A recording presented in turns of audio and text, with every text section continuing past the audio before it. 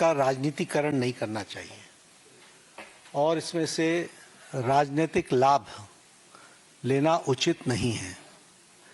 यह एक गहन समस्या है और इस समस्या का गहनता के साथ चर्चा होने की आवश्यकता रहती है। मैं यहाँ यह भी कहना चाहता हूँ, भारत की संसद में विपक्ष के नेता श्रीमान राहुल गांधी जी ने एक प्रस्तुतिकरण दिया और उस पर शाम को 4 बजे भारत की संसद में विपक्ष के नेता श्रीमान राहुल गांधी जी ने एक प्रस्तुतिकरण दिया और उस प्रस्तुतिकरण में उन्होंने लगभग 150 पेपर लीक के बारे में उन्होंने चर्चा की। ये जांच का विषय है और सरकार एक जिम्मेवार सरकार है, इसलिए निश्चित रूप से हर एक बात का जवाब जांच के साथ साथ जनता के सामने, देश के सामने दूध का दूध और पानी का पानी रखेगी। लेकिन मैं ये ज़रूर कहना चाहता हूँ कि जो सरसरी तौर पर मुझे ध्यान में आया है, जो मैंने पेन डाउन किया है, वो आपके साथ मैं ज़रूर चर्चा करूँगा।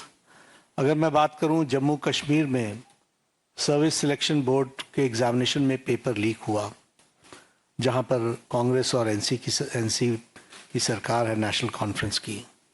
उसी तरीके से Himachal Pradesh school examination board में उसमें पेपर लीक हुआ, जहाँ कांग्रेस की सरकार है। उसी तरीके से झारखंड में JAC में हिंदी और साइंस के पेपर लीक हुए झारखंड, जहाँ पर कांग्रेस और झारखंड मुक्ति मोर्चा की सरकार है। तेलंगाना में वहाँ पर इंटरमीडिएट के लैंग्वेज के पेपर लीक हुआ और वहाँ पर भी हमको मालूम है कि कांग्रेस और CPI की सपोर्टेड सरकार है। तेलंगाना में SSC में लैंग्वेज के पेपर लीक हुआ और वहाँ भी तेलंगाना में कांग्रेस पार्टी और CPI की सपोर्टेड सरकार है। तमिलनाडु में BEd के कोर्स पेपर में वहाँ पर जिसे हम कहते हैं Tamil Nadu teachers education university board, वहाँ भी पेपर लीक हुआ। वहाँ भी उस समय विपक्ष की सरकार थी।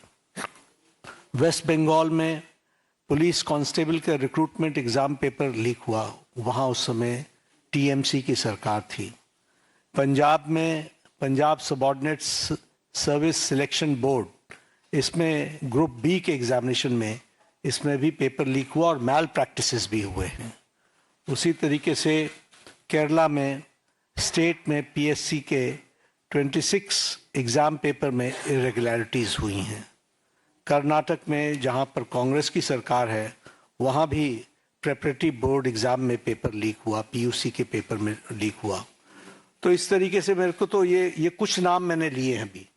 ये इसकी बहुत लंबी फेयर लिस्ट है जिसके बारे में हम चर्चा चाहेंगे कि जब चर्चा हो। लेकिन मैं पूछना चाहूँगा विपक्ष के नेता से, राहुल गांधी से, कि आप सिलेक्टिव क्यों हैं? Why are you so selective?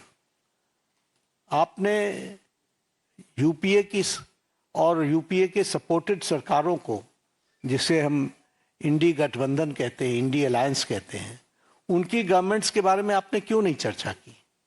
क्यों आपने अपने आप को उससे अलग रखा? यह स्पष्ट बताता है कि आपका उद्देश्य छात्रों का हित नहीं है। आपका उद्देश्य एजुकेशन में बढ़ोतरी हो, एजुकेशन की क्वालिटी में बढ़ोतरी हो, स्टूडेंट्स को जस्टिस मिले, इसमें आपका इंटरेस्ट नहीं है। आप स्टूडेंट्स के विषयों को, डिमांड्स को लेकर के आप पॉलिटिकल माइलेज लेना चाहते हैं, राजनीतिक रोटियां सेकना चाहते हैं, जो कि दुर्भाग्यपूर्ण है। लेकिन मैं इस मोड़ पर एक बात जरूर कहना चाहूँगा कि यह समय ये नहीं है कि हमारी सरकारें, आपकी सरकारें, तुम्हारी सरकारें, इस तरीके से हम इन चीज़ों को विभाजित करें। ये गंभीर मसला है और जैसा मैंने आपके सामने कुछ नाम गिनाए, ये बड़ी लंबी लिस्ट है जिसमें यूपीए की सरकारें इन्वॉल्व हैं जहां पेपर लीक हुआ है। लेकिन हम आरोप प्रत्यारोप से बाहर निकल करके हमें इस पर चर्चा करनी चाहिए। और चर्चा करने का जो सबसे अच्छा माध्यम है वो है सदन, वो है पार्लियामेंट। और हम चर्चा के लिए तैयार हैं। गहन चर्चा हो, गहन चर्चा के माध्यम से इसकी बारीकियों में हम जाएं। What are the factors which are leading to for paper leak? Who are the people involved?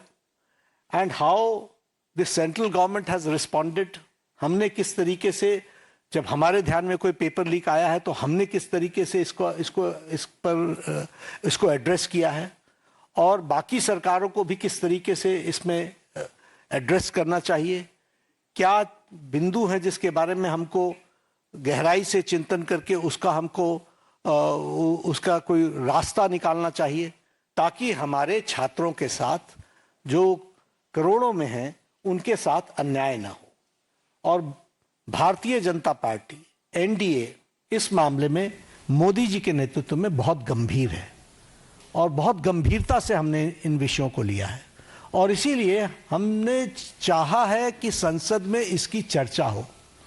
Short duration discussion, long duration discussion, business advisory committee में आप तय करो कितना समय आपने लेना है, 12 घंटे लेना है, 18 घंटे लेना है। राज्यसभा में मैं लीडर ऑफ द हाउस के नाते मैंने हमेशा इस बात को माना है कि जो विपक्ष जितने आवर्स तय करे, हम चर्चा के लिए तैयार हैं, सरकार चर्चा के लिए तैयार है। और विपक्ष को इस बात को ध्यान में लेकर के उसे गोल पोस्ट नहीं चेंज करना चाहिए। हम आरोप नहीं लगा रहे हैं, आरोप प्रत्यारोप नहीं होना चाहिए। हम इस समस्या का किस तरीके से निदान कर सकते हैं उसके बारे में हमको सोचना चाहिए। और पार्लियामेंट सबसे उपयुक्त फोरम है जहां हम गहराई से इसकी चिंतन कर सकते हैं। ड्यूरेशन विपक्ष तय करे और उसमें हर एक एस्पेक्ट्स के बारे में चर्चा हो, और हम कोई ठोस नीति लेकर के आए। क्योंकि बच्चे कोई हमारे हैं, आपके हैं, वो देश के भविष्य हैं, और देश के भविष्य की चिंता करना हमारी जिम्मेवारी है। और हमारी जिम्मेवारी में सरकार के साथ साथ विपक्ष की जिम्मेवारी भी है। इसलिए विपक्ष भी अपनी जिम्मेवारी को निभाए और हम सब साथ मिलकर इसका समाधान करें और कोई स्थायी समाधान की दिशा में हम आगे बढ़ें, ऐसा मैं निवेदन करना चाहता हूं। आज मेरी तरफ से इतना ही कहना है। मैं फिर आपको आश्वस्त करता हूं कि मोदी जी के नेतृत्व में चलने वाली सरकार जिम्मेवार सरकार, रिस्पॉन्सिबल गवर्नमेंट, रिस्पॉन्सिव गवर्नमेंट, ये हमेशा आतुर है कि सभी बातों की संसद में चर्चा होनी चाहिए, और हम चर्चा के लिए तैयार हैं।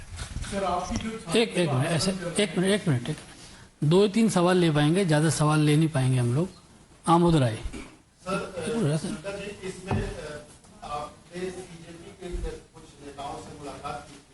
और ये कहा गया था कि वार्ता बहुत सफल रही, तो वार्ता किस स्तर में रही? क्या आपकी आज भी कोई बातचीत हुई है? आगे क्या इस पर हो सकता है, क्या आपको लगता है? वार्ता बहुत सौहार्दपूर्ण वातावरण में हुई। उनकी बातें हमने बहुत शांति से सुनी। उनको मैंने ये भी कहा कि आप लिख करके देंगे तो अच्छा रहेगा। उन्होंने वो सारी बातें लिखी हैं। मैंने कहा मैं आपको रिस्पॉन्ड करूंगा। मैंने उनको रिस्पॉन्ड किया और मैंने उनको कहा है कि हम चर्चा के लिए तैयार हैं। आप जब कहेंगे हम चर्चा के लिए अग्रसर रहेंगे। नीरज पांडे कोई बात नहीं पूछेंगे। नीरज पांडे आज कोई चर्चा नहीं है।